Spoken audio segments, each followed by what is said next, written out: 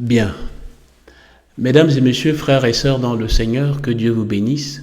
Au nom merveilleux de notre Seigneur et Sauveur Jésus-Christ, je crois Dieu que vous allez bien et que ses grâces abondent dans votre vie. Merci de nous prêter votre attention. Vous êtes sur Cantique TV. Je suis le frère Guy José.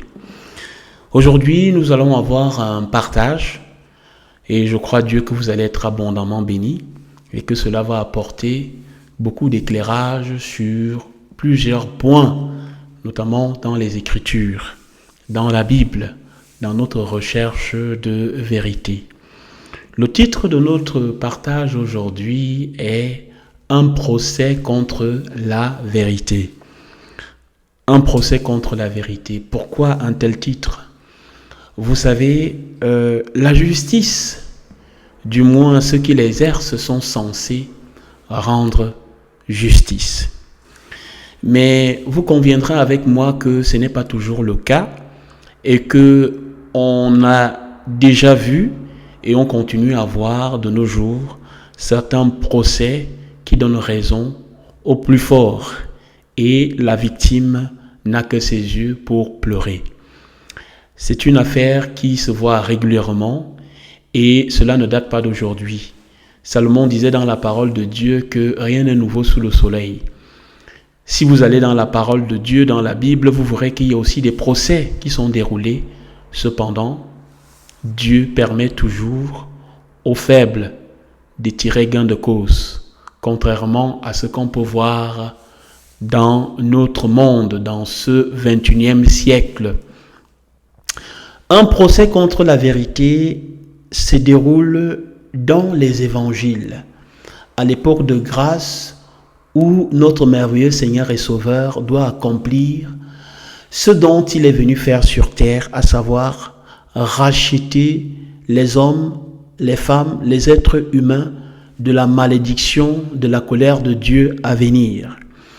Et Dieu qui avait prévu toutes choses, par sa sagesse infiniment grande et parfaite, va laisser son Fils passer au travers le feu avant l'ultime sacrifice.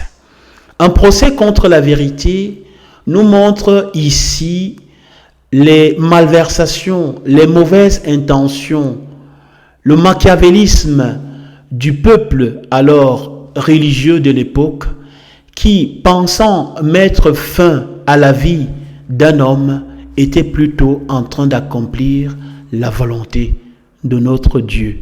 Puissance éternelle, puissance d'en haut, gloire à notre merveilleux Dieu et à son nom, notre Seigneur et Sauveur Jésus-Christ, qui a triomphé et qui nous fait triompher. Mesdames et messieurs, vous êtes sur Cantique TV, merci de nous prêter votre attention. Avant d'aller plus loin, je voudrais vous inviter à la prière et remettre ce moment à Dieu. Prions. Tendre Père Céleste, Dieu Tout-Puissant, merci Seigneur, merci pour tes grâces, merci pour ton amour, merci pour toutes choses. Au nom de Jésus-Christ. Amen. Soyez bénis. Avant d'aller plus loin, comme nous le faisons, nous donnons quelques versets, quelques chapitres. Bien sûr, à la description, en bas de cette vidéo, nous allons mettre ces références pour que vous ayez le temps de les copier, de lire plus tard à la maison. Les chapitres qui vont nous concerner sont dans les évangiles, l'évangile de Luc, Luc chapitre 22, Luc chapitre 23 et Jean chapitre 11, versets 47 et 53. N'ayez crainte si vous n'avez pas retenu, ce sera mis en bas de la vidéo si Dieu permet qu'on mette cette vidéo en ligne au nom de Jésus-Christ. Sans plus tarder, allons dans le livre de Luc, l'évangile de Luc au chapitre 22 dans la Bible. Luc chapitre 22 dans la Bible. J'y suis. C'est un long chapitre.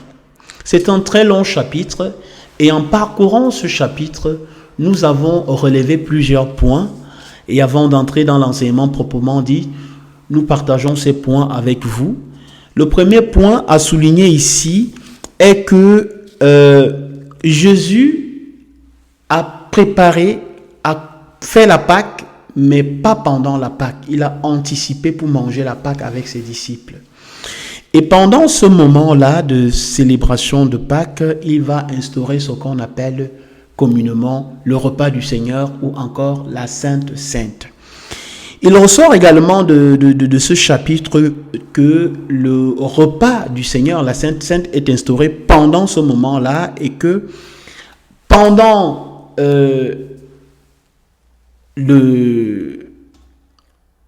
pendant sa prière dans le jardin de Gethsémani, la transfiguration ressort aussi. Jésus connaît des moments de transfiguration. Il ressort également ici la trahison de l'un de ses disciples, Judas, qui va le trahir. On a également aussi le reniement de Pierre et enfin le procès contre la vérité dans lequel nous allons longuement nous attarder. Alors, pour résumer brièvement ce chapitre parce qu'il est long, nous allons débuter au verset 63, mais du verset 1 au verset 62, il ressort que la fête de Pâques était proche. La Pâque, disons-le une fois de plus, car il est nécessaire de redire les mêmes choses, cela nous est salutaire, disait l'apôtre Paul. La Pâque était une institution mise en place par Dieu dans le livre de Exode. Le peuple est en captivité en Égypte. Dieu choisit Moïse pour le délivrer. Et l'ultime acte est la mort des premiers-nés de tous ceux qui vivent en Égypte, de tous les Égyptiens. Et pour que le peuple soit épargné de cette malédiction, Dieu va dire à Moïse que chacun choisisse un agneau sans tache, âgé de 10 jours, qu'il mettrait à côté et qu'il devait tuer. Le sang de cet agneau devait être mis sur les poteaux et les linteaux de la maison où le peuple vivait et la chair de cet agneau devait être mangée avec des herbes amères. Cela servait à deux choses. Le sang protégeait contre le destructeur qui venait frapper les premiers-nés et la chair redonnait de la force pour préparer le peuple à la traversée du désert qui les attendait. C'était les choses que Dieu avait mis en place et qui avaient perduré durant tout l'Ancien Testament, durant les prophètes, durant les juges et les rois qui ont succédé à Moïse, jusqu'à ce que paraisse le juste, la vérité, Jésus-Christ, qui va venir mettre fin à cette pratique parce que lui-même cette année-là, il est l'agneau de Pâques que Dieu a envoyé pour mourir pour l'humanité. Alléluia. Jésus donc est à ce moment envoie ses disciples préparer la Pâque. Et pendant ce moment de Pâques, il va instaurer la Sainte Seine où justement il va instaurer ce repas qui consiste à ce que ce n'est plus le sang de l'agneau qui nous purifie de nos péchés, mais son sang qui nous lave de nos péchés et son corps qui nous guérit. Il y a d'ailleurs le prophète Ésaïe qui le dit au chapitre 53. Allez lire ce merveilleux chapitre d'Ésaïe 53 où il dit « Qui a cru à ce qui nous était annoncé, qui a reconnu le bras de l'Éternel. Il a plu à l'Éternel de le briser de nos fautes. C'est de nos fautes qu'il s'est chargé, par ses meurtrissures, nous sommes guéris. » En bref, c'est ce qui est écrit. Vous pouvez aller le lire, cela vous sera bénéfique. Ésaïe annonçait donc cela. Beaucoup de prophètes l'ont dit et Jésus vient donc l'accomplir. Son sang, sa chair remplace le bouc et les agneaux qui devaient être tués.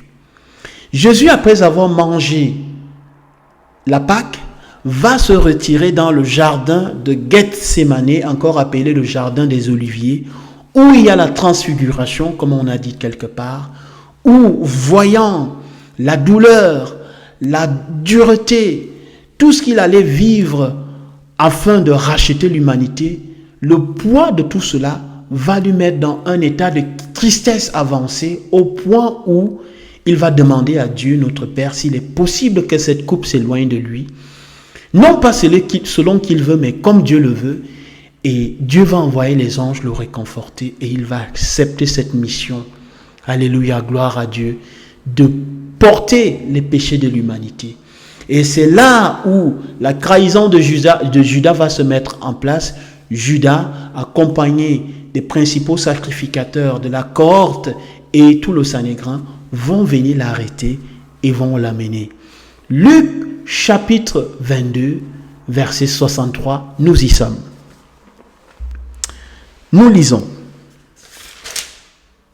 Moi j'y étais déjà, je vous donne quelques secondes pour y être. Luc chapitre 22, verset 63. L'enseignement est très complexe. Il y a beaucoup de choses qui sont dites. Je vous invite à suivre attentivement et bien sûr à écouter et à réécouter pour avoir une meilleure compréhension. Si Dieu permet bien évidemment par sa grâce qu'on mette cette vidéo en ligne. Luc chapitre 22 verset 63, il est écrit: les hommes qui tenaient Jésus se moquaient de lui et le frappaient. Ils lui voilèrent le visage et l'interrogeaient en disant: devine qui t'a frappé. Et ils proféraient contre lui beaucoup d'autres injures. Notre merveilleux Seigneur et Sauveur, qui s'est laissé, parce qu'il le dit, il s'est livré lui-même à la mort, à peine il est arrêté, dans la nuit même, on a commencé à frapper sur lui. Sans qu'il y ait un procès, sans qu'il y ait une accusation, sans qu'il soit passé devant le Sanhédrin, les soldats du principal sacrificateur ont commencé à le molester et à le frapper. Verset 66. Quand le jour fut venu, ce qui corrobore ce que je disais, c'était dans la nuit. Quand le jour fut venu, le collège des anciens du peuple, les principaux sacrificateurs et les scribes s'assemblèrent et firent emmener Jésus devant leur Sanhédrin. Soulignez Sanhédrin dans vos Bibles.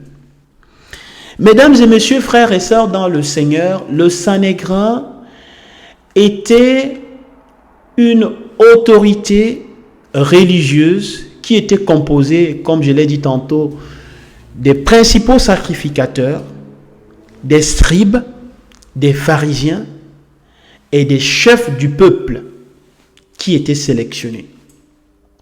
Et ceux-ci étaient les garants de la loi de Moïse. C'est-à-dire, ils devaient veiller à ce que cette loi soit mise en pratique et qu'elle soit protégée.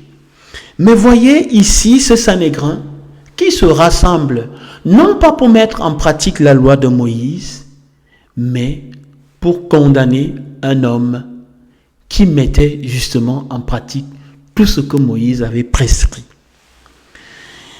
Verset 67. Verset 66, j'y suis. Quand le jour fut venu, le collège des anciens du peuple, les principaux sacrificateurs et les scribes s'assemblèrent et firent emmener Jésus devant leur Sanhédrin. 67, ils dirent, si tu es le Christ, dis-le-nous. Jésus leur répondit: si je vous le dis, vous ne le croirez pas. Et si je vous interroge, vous ne répondrez pas. Désormais, le Fils de l'homme sera assis à la droite de la puissance de Dieu. Verset 70. Tous dirent: tu es donc le Fils de Dieu.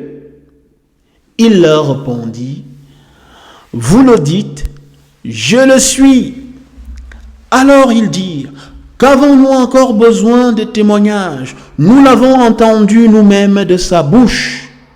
Ils se levèrent tous et ils conduisirent Jésus devant Pilate. Mesdames et messieurs, frères et sœurs dans le Seigneur,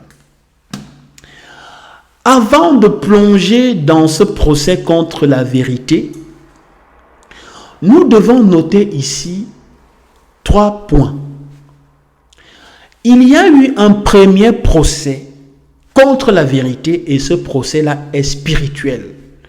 On peut retrouver ce procès dans le livre de Jean.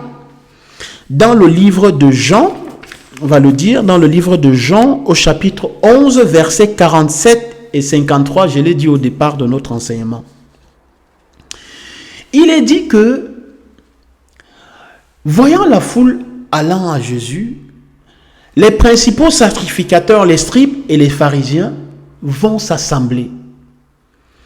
Jésus est absent et ils vont décider de le tuer parce que tout le peuple allait à lui. Vous pouvez aller le lire, je reprends dans le livre de Jean, chapitre 11, versets 47 et 53. Ils vont dire, l'un de Caïphe va dire, il vaut mieux qu'un seul meure et que le peuple tout entier subsiste. Et il est écrit plus bas qu'il le disait, non pas seulement pour rien, mais il le disait parce que Jésus devait accomplir et sauver le peuple de la colère à venir, non pas seulement le peuple, mais aussi nous, par ricochet, qui avons cru à Jésus.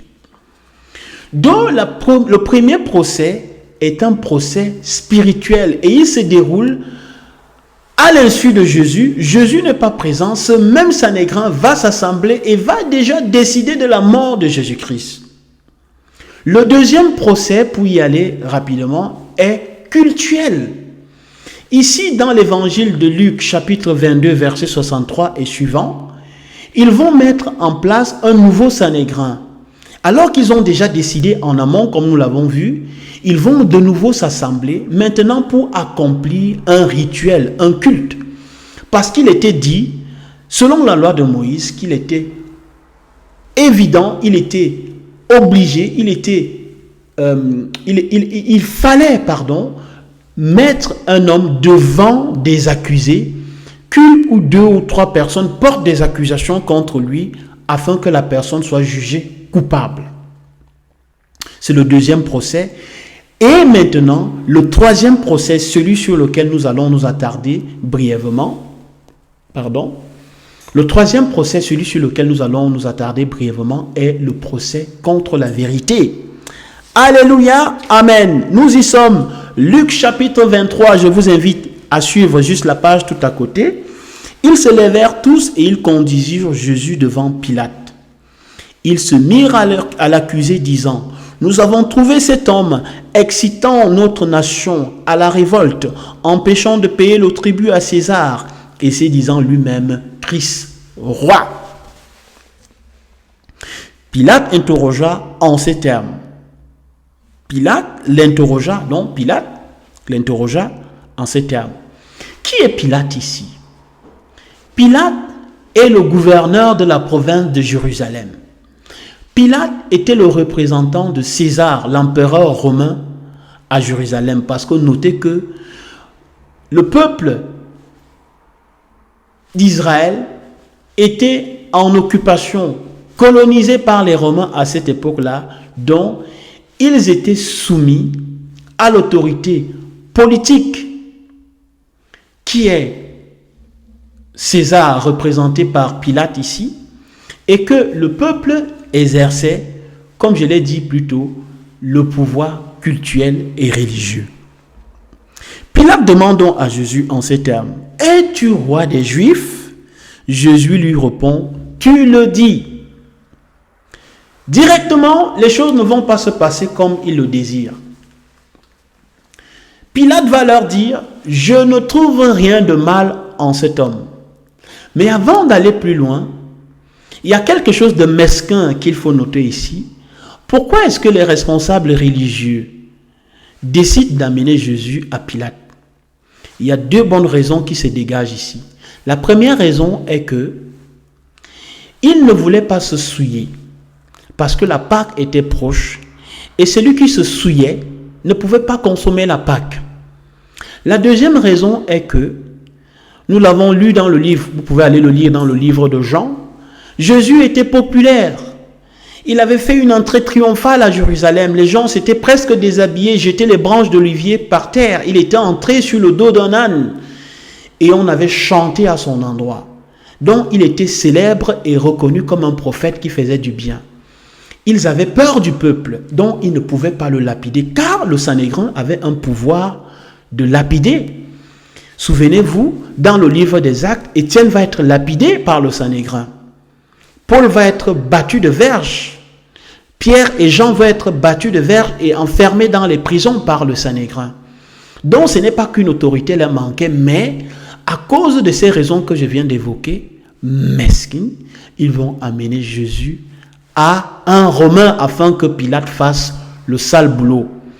Mais Pilate n'est pas né de la dernière pluie. Il a compris que le peuple lui a amené un homme pour que lui, il fasse le sale boulot. Et il va essayer, tant bien que mal à son niveau, de se débarrasser à son tour de ce prisonnier encombrant. Poursuivons notre lecture. Je suis dans l'évangile de Luc au chapitre 23. Nous lisons, verset 4. Pilate dit aux principaux sacrificateurs et à la foule, « Je ne trouve rien de coupable en cet homme. » Mais ils insistèrent et dirent, « Il soulève le peuple. » Ah bon? Je n'ai pas vu où Jésus a soulevé le peuple. Au contraire, Jésus disait, si on te frappe à la joue gauche, tu tends la joue droite. Si tu as du pain, donne à celui qui n'en a pas. Si tu as 2 manteaux, partage avec celui qui n'en a pas. C'était ça. Enseignant par toute la Judée depuis la Galilée où il a commencé jusqu'ici. Quand Pilate, ce qui corrobore ce que je disais tantôt, quand Pilate entendit parler de la Galilée, il demanda si cet homme était galiléen. Ayant appris qu'il était de la juridiction d'Hérode, il le renvoya à Hérode qui se trouvait aussi à Jérusalem ces jours-là. Pilate a compris que ces hommes, ces responsables religieux lui ont emmené un homme dont ils veulent se débarrasser et lui à son tour ne veut pas faire le sale boulot, il essaye de s'échapper. Mais ce qui est scellé, mesdames et messieurs, spirituellement par notre Dieu, ne peut être décelé. Et Pilate va envoyer Jésus à Hérode. Poursuivons notre lecture. Verset 8 de Luc chapitre 23. Lorsque Hérode vit Jésus, il en eut une grande joie. Donc, ce n'était pas un meurtrier, car depuis longtemps, il désirait le voir à cause de ce qu'il avait entendu dire de lui. Et il espérait qu'il le verrait faire quelques miracles. Voilà donc un roi qui voulait s'amuser, qui prend Jésus pour un prestidigitateur, un amuseur public. Il adressa beaucoup de questions, mais Jésus ne lui répondit rien. Pour dire quoi? 2 points qui se dégagent ici, mesdames et messieurs. Pourquoi Jésus ne répond pas à Hérode? Hérode avait la réputation d'un roi fêtard, fanfaron, un roi fou et violent. Hérode avait commis beaucoup de crimes. D'abord, à la naissance de Jésus, il va envoyer ses soldats tuer les enfants de 0 à 2 ans. C'est écrit dans le livre des évangiles. Il est écrit, Rachel pleure ses enfants parce qu'ils ne sont plus. Hérode également va décapiter Jean-Baptiste parce que celui-ci lui reprochait d'avoir pris Hérodia, qui était la femme de Philippe, son frère. Hérode, enfin, n'était pas un homme respectable. Et Jésus s'est tué devant lui. Parce que la parole dit, ne réponds pas à un insensé, c'est le 2e point. Ne réponds pas à un insensé selon sa folie, de peur que tu ne lui ressembles pas. Alors notre Seigneur et Sauveur va se taire et ne dira rien. Les principaux sacrificateurs et les scribes étaient là. Et ils continuaient à l'accuser. Quelqu'un est arrêté tard dans la nuit. Il est frappé par ceci. Le Sanhédrin se rassemble. Il décide de le condamner.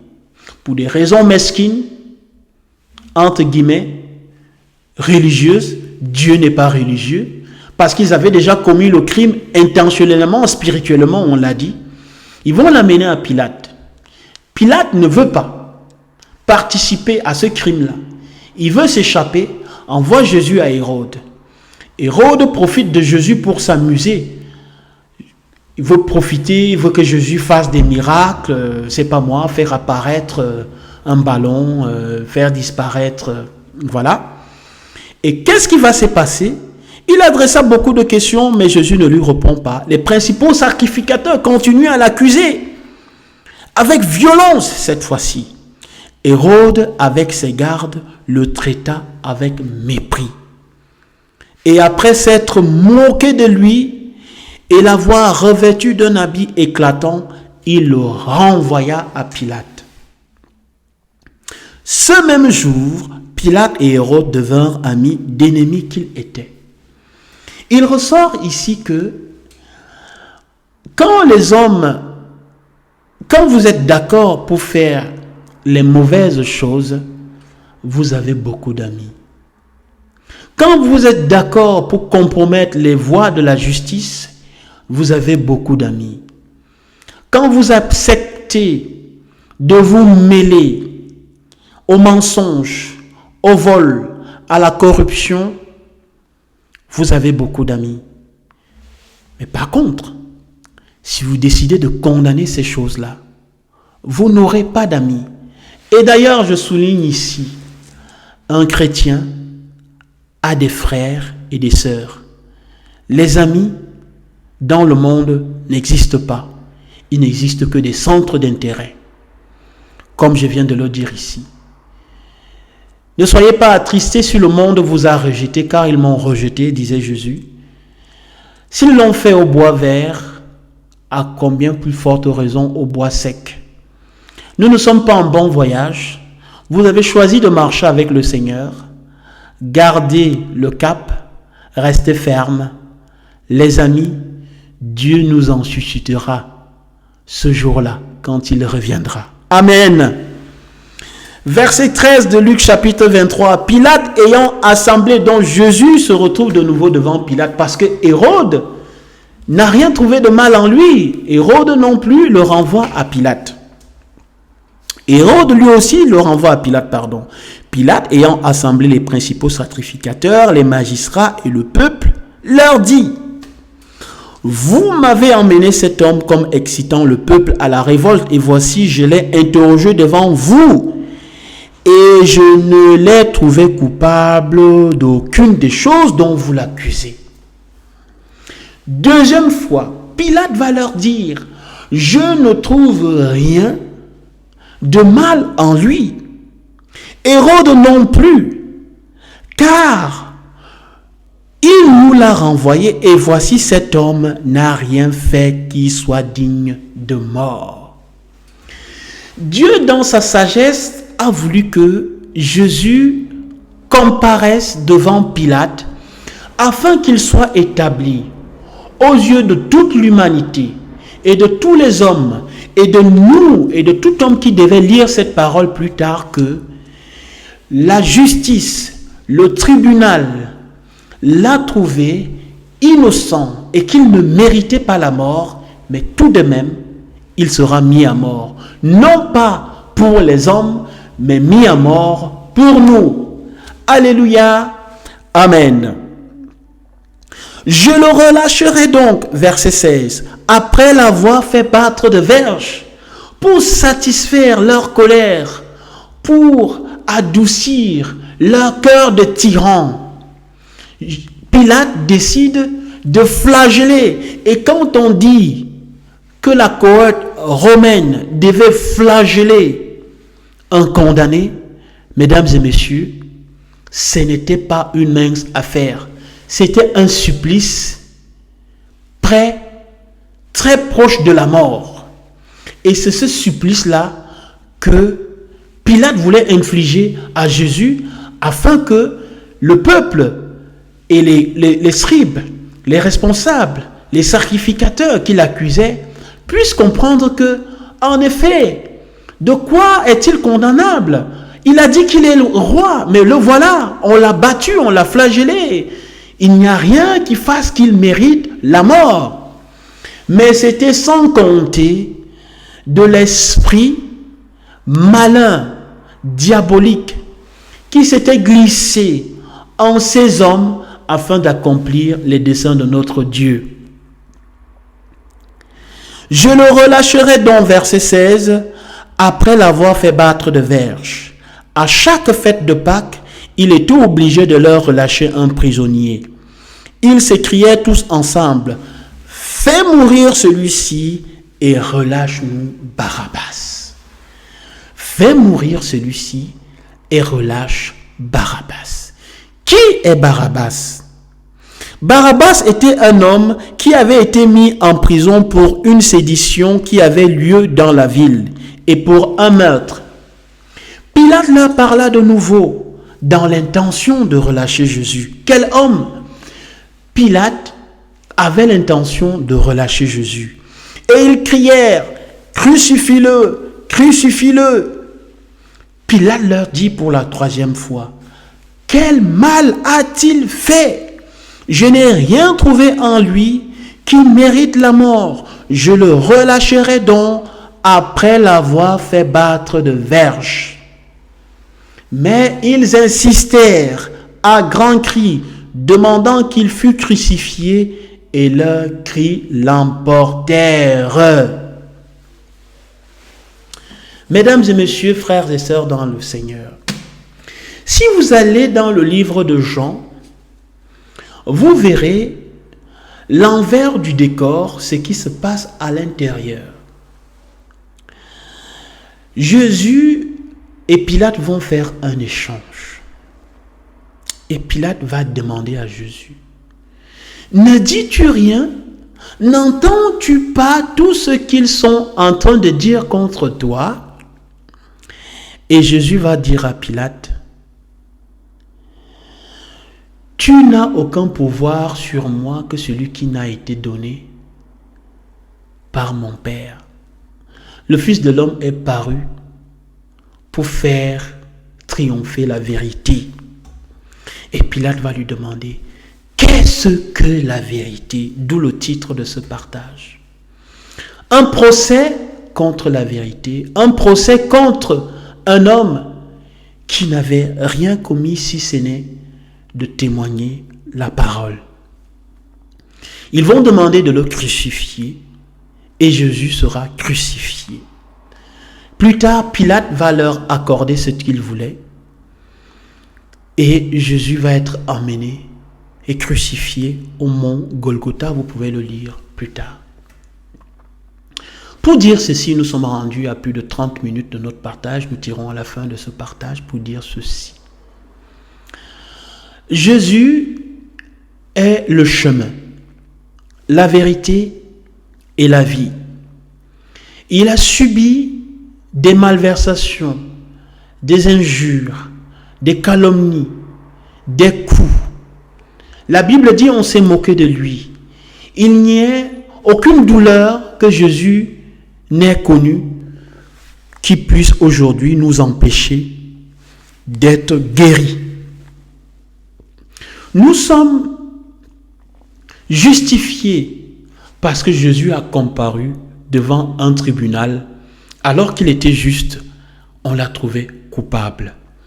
Nous avons la justification parce que Jésus nous justifie, parce qu'il a accepté de porter les fautes de l'humanité, de nous qui étions coupables envers Dieu, afin que nous soyons justifiés. À tous ceux qui quelque part ont soif de justice, à tous ceux qui sont accusés à tort, à tous ceux qui sont jetés en prison pour la vérité, à tous ceux qui sont malmenés, maltraités, parce qu'ils décident de vivre selon la vérité, à tous ceux qui sont traités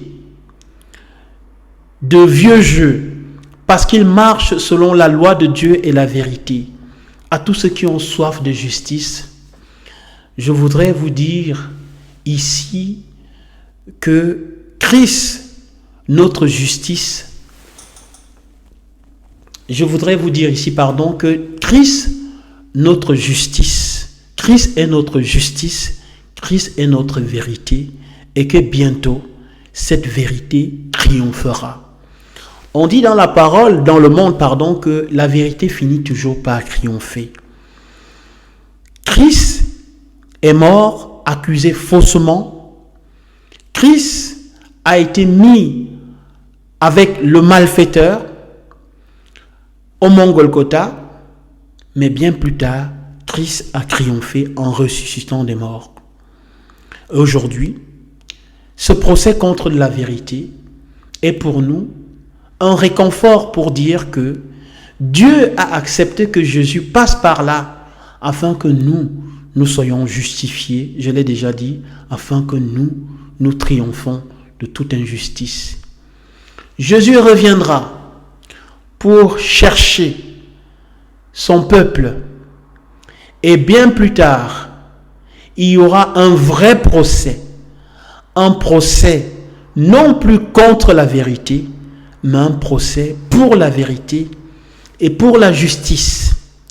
Et là, mesdames et messieurs, croyez-moi, tous ceux qui ont régné le juste, tous ceux qui l'ont refusé, tous ceux qui l'ont,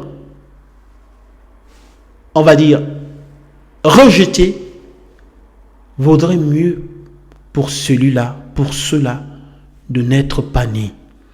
Car ils connaîtront la colère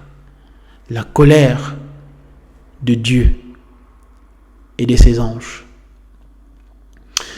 Je crois, Dieu, que vous avez été bénis et que vous avez aimé et que vous allez aimer ce partage. Le procès contre la vérité, c'est ici que nous arrêtons.